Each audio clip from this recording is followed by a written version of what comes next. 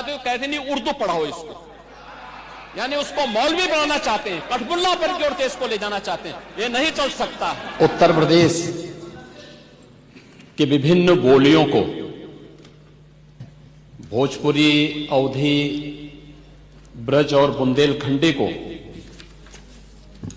इस सदन में सम्मान मिल रहा है और हमारी सरकार तो इन सब के लिए एक एकेडमी का भी गठन, अलग अलग एकेडमी के गठन की कार्रवाई को भी आगे बढ़ा रही है। ये सभी हिंदी की उपभाषाएं हैं, यानी हिंदी की बेटियां हैं। भाषा की समृद्धि के आधार हैं और हमें इसका स्वागत करना चाहिए। ये सदन साहित्यिक, केवल विशुद्ध साहित्यिक और व्याकरण से के विद्वानों की नहीं है।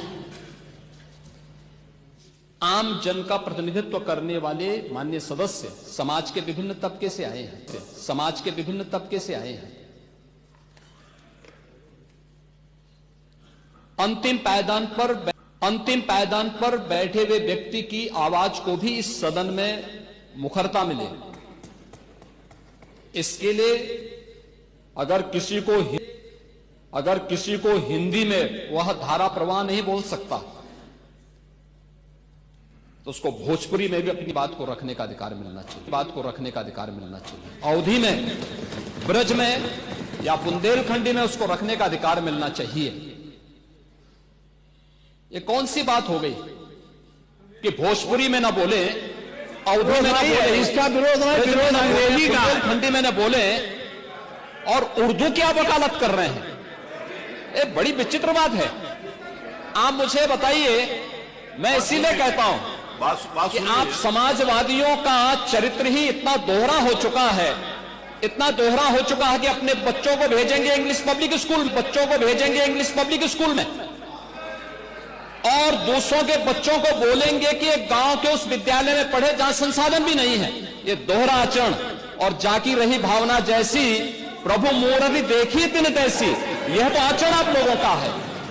इसीलिए आपने कल भी भोजपुरी का विरोध किया, अवधी का विरोध किया, बुंदेलखंडी का विरोध किया और आप लोग अपने दैनिक जागरण में, दैनिक जीवन में इस प्रकार के आचरण के आदी हो चुके हैं। और इसलिए अध्यक्ष जी, इसका अभिनंदन हम लोग करते हैं और इन बोलियों को सम्मान मिलना चाहिए। इनके संरक्षण के लिए ही हमारी सरकार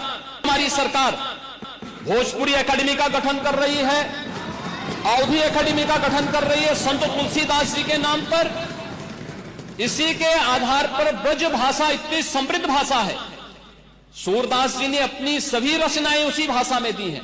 संत तुलसीदास जी ने अपनी कालजयी रचना रामचरितमानस, जो इस सदन में ही नहीं, उत्तर भारत के अंदर और भारत से प्रवासी हुए जितने भी ऐसे लोग हैं जो मॉरिशस में या दुनिया के फिजी में या दुनिया के किसी देश में गए, उनके संकट काल में रामचरितमानस ही तुलसीदास जी का अवधी भाषा में रचा गया रामचरितमानस ही उनका सहारा बना था। और आज जब उसको सम्मान मिल रहा है तो आप उसका विरोध कर रहे हैं। बड़ी विचित्र स्थिति है। आप हर अच्छे कार्य का समाज, आज के यही ढोंग है आप लोगों का, यही ढोंग है। हर अच्छे कार्य का आप विरोध करेंगे, हर अच्छा कार्य जो प्रदेश के हित में है, देश के हित में है, आप उसका विरोध करेंगे। और मुझे लगता है इस प्रकार के विरोध की निंदा होनी चाहिए और हम इसका समर्थन करते हैं जो उत्तर प्रदेश की बोलियों को सम्मान मिल रहा है। मैं आपका धन्यवाद करूंगा और विधानसभा सचिवालय को इस बात के लिए धन्यवाद दूंगा। कल हम लोगों ने यहाँ पे इसका शुभारंभ किया, समाजवादी पार्टी ने उसका विरोध किया है और मुझे लगता है कि प्रोसीडिंग का हिस्सा होना चाहिए। इनको समाज के सामने एक्सपोज करना चाहिए। अपने बच्चों को ये लोग पढ़ाएंगे इंग्लिश स्कूलों में और दूसरे के बच्चे के लिए अगर वो सुविधा सरकार देना चाहते हो, कहते नहीं उर्दू पढ़ाओ इसको, यानी उसको मौलवी बनाना चाहते हैं, कठपुल्ला पर की ओर देश को ले जाना चाहते हैं।